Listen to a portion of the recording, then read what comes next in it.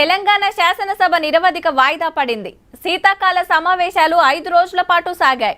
నీళ్లు, ప్రాజెక్టులు, కంపెనీల తరలింపు, హిల్ట్ పాలసీ, ఓటర్ లిస్టుకు సంబంధించిన మూసీ ప్రక్షాళన, ఫ్యూచర్ సిటీ ఇలా పలు ముఖ్యమైన విషయాలపై లోతైన చర్చలు నడిచాయి. అలాగే పలు ముఖ్యమైన బిల్లులను ప్రభుత్వం ప్రవేశపెట్టగా సభ ఆమోదం పొందాయి. 5 రోజుల్లో 40 గంటల 46 నిమిషాల పాటు సభ నడిచింది. 66 మంది సభ్యులు మాట్లాడినట్టు స్పీకర్ కార్యాలయం ప్రకటించింది. ఇక ఇవాల్టి వార్తా విశేషాలకు వస్తే, అసెంబ్లీలో ప్రధాన ప్రతిపక్షం ఏందంటే బీఆర్ఎస్ అని చెప్పారు, లేలే బీజేపీ. అవు మరి 10 ఏళ్ళు తెలంగాణ నెలిన కేసీఆర్ సారు పదవి పోకుండా ఫస్ట్ నాడు వచ్చి అటెండెన్స్ వేసుకొని అవతల పడితే మర్నాడు తత్తిమ ఎమ్మెల్యేలు వెళ్ళిపోయినరు. ఇక మేము అసెంబ్లీకే రామని పార్టీ ఆఫీస్ లో పవర్ పాయింట్ ప్రజెంటేషన్లు, జిల్లాలలో సర్పంచ్ల సన్మానాలు. మా ఏలువాడి ఇంత గొప్ప అంత గొప్ప అని స్పీచ్లు దంచడే గాని సభకొచ్చి సర్కారును నిలదీయరాయే ఏ ముచ్చట మీద మాట్లాడలే. మరి పోయినోళ్ళు వంగ ఇంతకు ముందు ఉన్న వాళ్ళకి అసెంబ్లీ మీద ఇంత గౌరవం ఉంటే ఉత్త 8 మంది ఎమ్మెల్యేలు ఉన్న కమలం పార్టీ వాళ్ళు ఫస్ట్ కాంచెలి లాస్ట్ దాకా పద్ధతిగా సభకు వచ్చి ప్రతి ఒక్క చర్చలు ఉన్నారు. నియోజకవర్గంలో కావాల్సిన అడిగిర్రు, పబ్లిక్ తిప్పల మీద నిలదీసిర్రు, గవర్నమెంట్ ను గట్టిగానే ప్రశ్నించారు.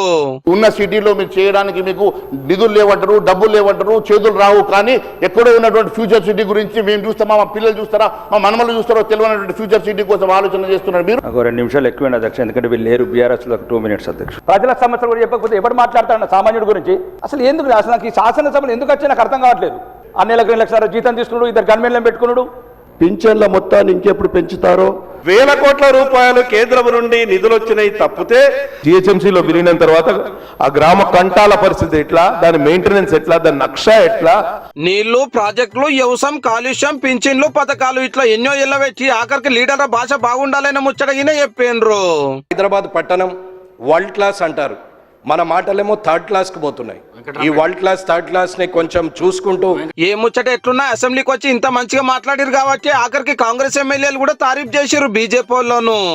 సంఖ్యలో తక్కువ ఉన్నా సరే వాళ్ళు ఖచ్చితంగా కూర్చొని ప్రతి డిబేట్ లో వాళ్ళు పాలు పంచుకుంటున్నారు. అధ్యక్ష, ఉంటే అధికారంలో ఉంటాం, లేకుంటే భవన్ లో ఇంట్లో ఉంటాం అనేటోళ్లకు వచ్చేసారి 1 సీటు కూడా ఇవ్వద్దు అని చెప్పి. ఇల్లే కాదు, పాత బస్తీ ఎంఐఎం 7 ఎమ్మెల్యేలు, ఏక్ నిరంజన్ కామ్రేడు.